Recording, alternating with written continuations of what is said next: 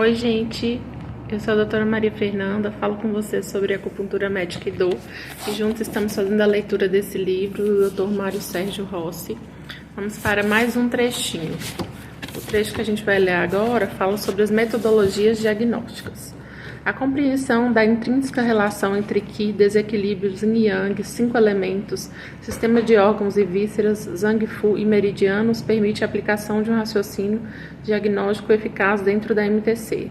Nesse caminho, a inter-relação entre todos esses fatores não podem ser esquecidas, já que o desequilíbrio que atinge determinado órgão pode ter sua causa em outro, assim como uma doença pode se propagar ou mesmo se transformar em outra. Por conta disso, a medicina chinesa valoriza a observação do todo. Vejamos a seguir algumas diferenças fundamentais na abordagem diagnóstica entre a MTC e a medicina ocidental.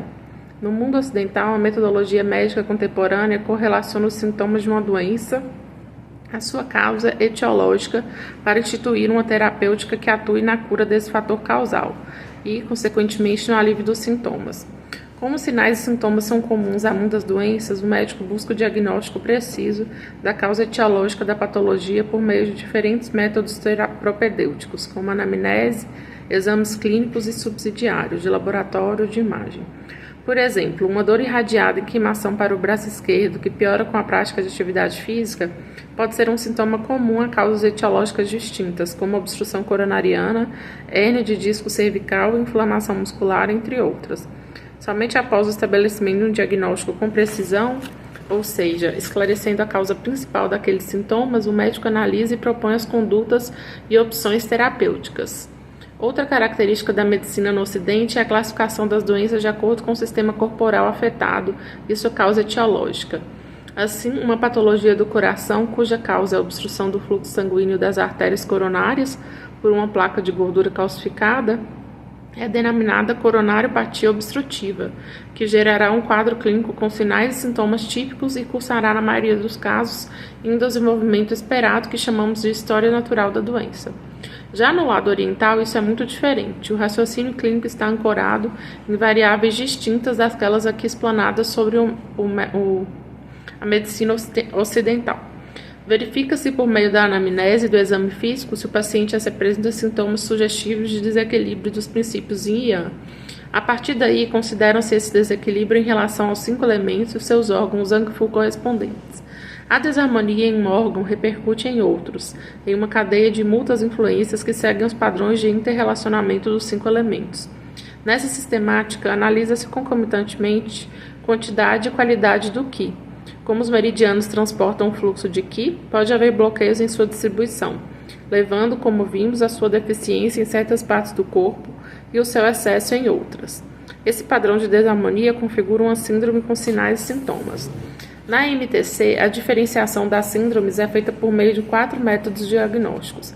Basicamente, eles consistem em observar o todo e partes específicas do corpo, sobretudo a língua, ouvir os sons, a fala, a respiração, a tosse e sentir os odores apresentados pelo paciente, o hálito principalmente.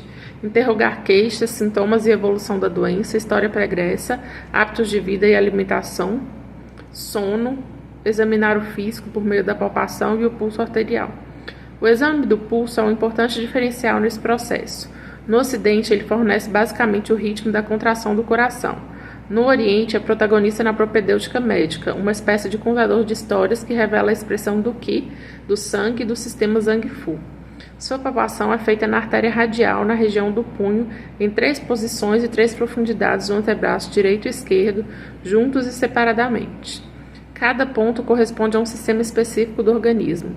Parâmetros como forma, força, consistência, amplitude, frequência e regularidade são avaliados. Também é feita a análise de 8 princípios: interior, profundo, exterior, superficial, calor e frio, deficiência e excesso, e yin e yang. Essas informações fornecem a localização e a natureza da doença e ajudam a estabelecer o tipo de tratamento. Além disso, são avaliadas as causas externas das síndromes, decorrentes dos fatores climáticos e conhecida como males patogênicos ou em excesso. São eles: vento, frio, calor, umidade e sequidão.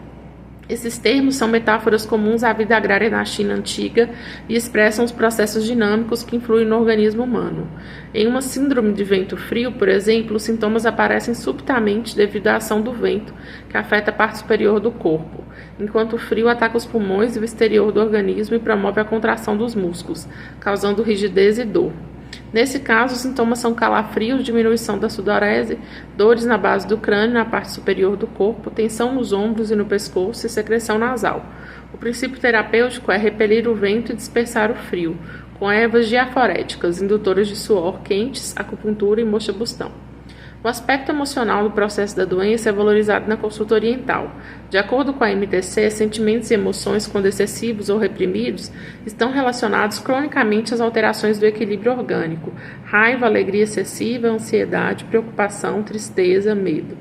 A raiva reprimida, por exemplo, é associada ao fígado e causa o desequilíbrio do Qi, provocando rosto e olhos avermelhados, dores de cabeça e vertigem. Pode provocar gastrite e falta de apetite, além de indigestão e diarreia. Em longo prazo, a raiva reprimida causa estagnação do Qi e, consequentemente, desequilíbrio em outros elementos do complexo orgânico. E aí vem uma frase aqui. Um funcionamento inadequado da psique pode causar tremendos prejuízos no corpo, da mesma forma que, inversamente, um sofrimento corporal pode afetar a psique, pois a psique e o corpo não estão separados, mas são animados por uma mesma vida. Assim, é rara a doença corporal que não revele complicações psíquicas, mesmo quando não seja psiquicamente causada. E essa afirmação é de Jung. Na visão da MTC, os sintomas representam a manifestação clínica de um padrão de desregulação orgânica subjacente e abrangente. Assim, o único sintoma é raramente estudado de forma isolada. Ao contrário, o sintoma é valorizado no contexto de outros sinais que, embora menores e aparentemente não correlacionados ao principal, fazem parte desse panorama geral, denominado padrão de desarmonia. Ciente desse panorama, o médico está apto a identificar o padrão de desarmonia e prescrever o tratamento, que pode conjugar uma ou mais modalidades terapêuticas combinando erva, dieta, massagens, exercícios físicos e respiratórios, assim como inserção de agulhas e aplicação de calor e ventosas.